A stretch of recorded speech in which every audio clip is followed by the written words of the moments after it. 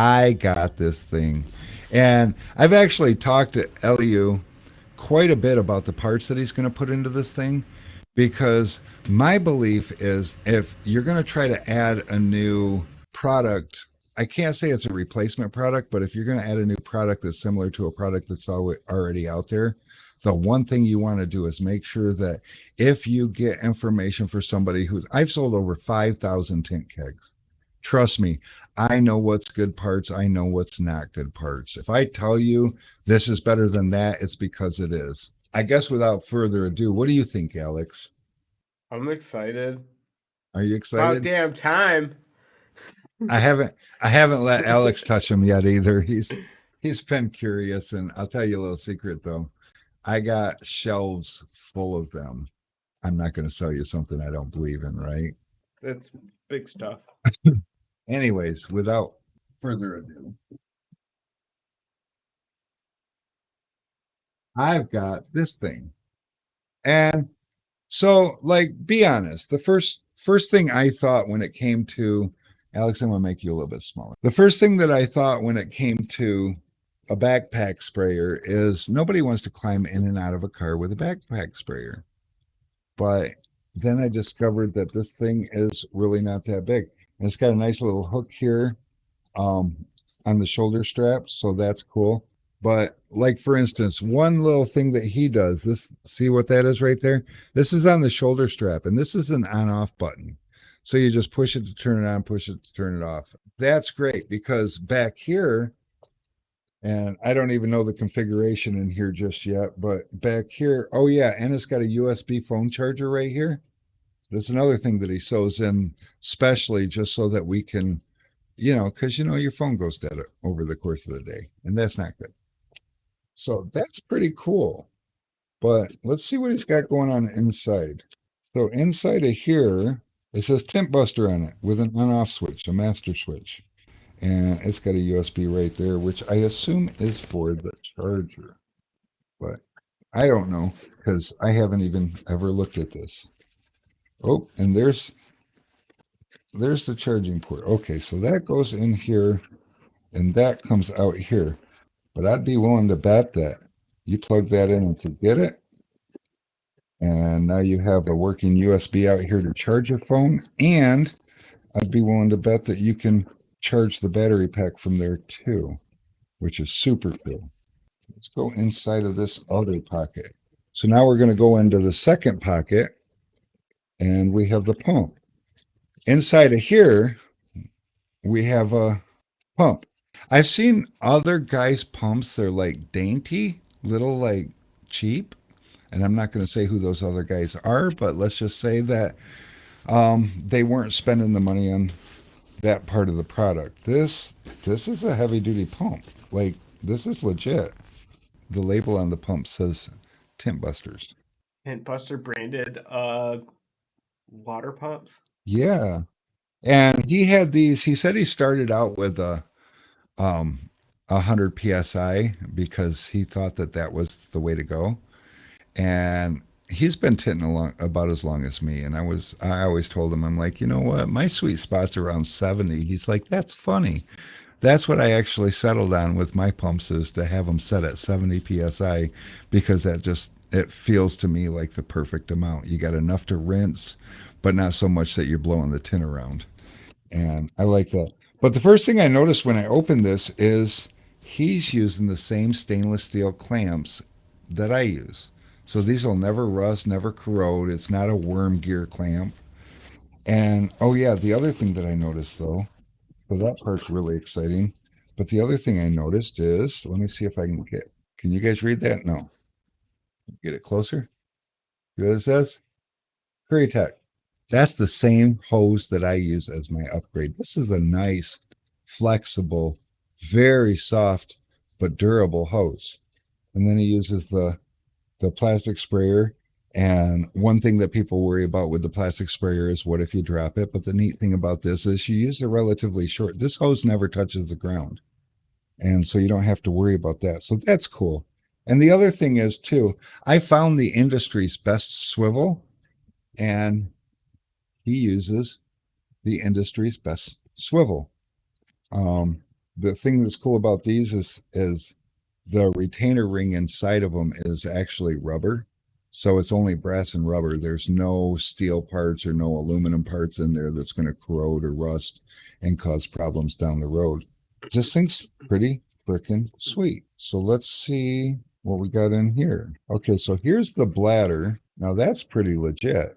So the bladder's got a quick disconnect on it. So I assume that this guy right here plugs right here, which it does. So that's pretty simple. And how do you fill this thing up? How does this work? Open this way, lock that way. Okay, gotcha. So that comes right off. That's cool. And this, oh, dude, that is genius. So then you open this up. So you could actually get down in there and clean it out. So that's another thing I was worried a little bit about is what about getting buildup and stuff? So you just fill this back up and fold this over and, or does it go this way? It goes this way. Why are you laughing at me? Because that is pretty genius. Kinda is. So then this goes back over this edge and this and that just seals it. So there's no leaking. I wondered about that too. And this thing's pretty durable. And of course, Tint Buster.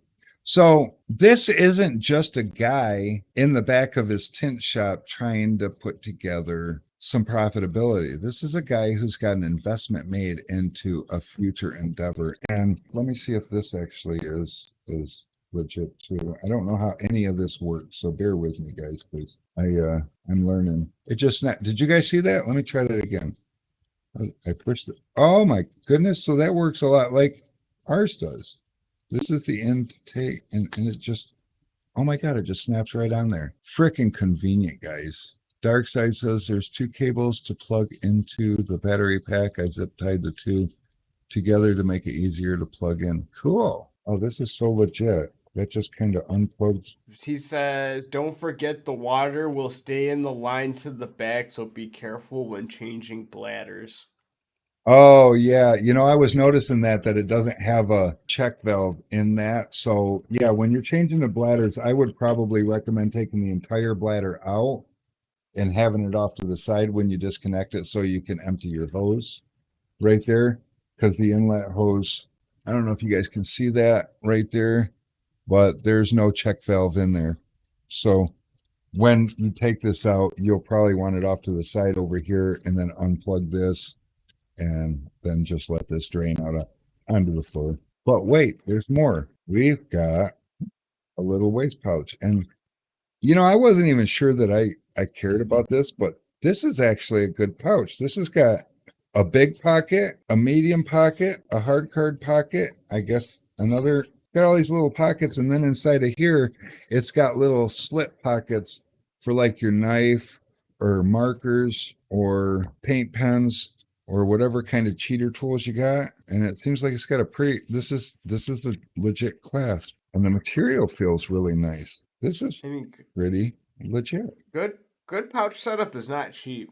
And there's room in here. It just depends on how much you put in your pouch and how big you make it. But this, to me, it looks like it has enough room to carry your arsenal of tools. I got a storage curiosity. I wonder if you can comfortably fit a bulldozer, scrubber, and a slim foot all at the same time. So the height of it, and those are like thin. I think, we should check that out. For the guys that run around a lot, I do think that it's definitely a thing. And now here's the thing. So why is it that the maker and owner of Tint Keg has shelves full of this thing that seems like it would replace the Tint Keg? This holds a 3-liter bladder, and we will have bladders available, so you can actually get multiple bladders and set up a longer day. And you already saw how quick they disconnect and reconnect, so it's not like it's real cumbersome. But a 3-liter bladder, you're probably going to put about 2 liters, maybe a little bit more in, just for comfort. And that's going to be a lot like a poly sprayer. So you've got the capacity of a poly sprayer, but it's convenient and it's super cool, and you're not dragging a hose around with you. Say you don't do that much tint. This is enough for 1, maybe 2 cars, probably a car and a set of doors. I don't know. You're not going to replace your tint keg with it. you still need the capacity of the tint keg. Say, for instance, you get a flat glass job and you've got 150 square feet to do today. Well, you're not going to do 150 square feet with that much solution. You're going to need more. And if you're on somebody else's site to do that, you're going to find yourself probably wanting a bunch of bladders, or you could just bring your tint keg. And the nice thing about the tint keg is you can set it off in the corner, and with like 30 foot of hose, you can do multiple windows with your keg sitting in one place and go room to room and not have to refill.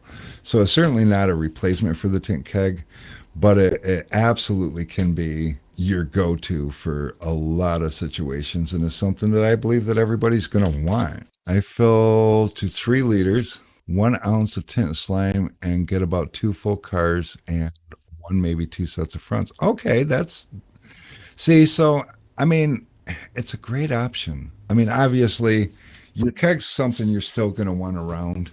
So I think that covers the Tint Buster.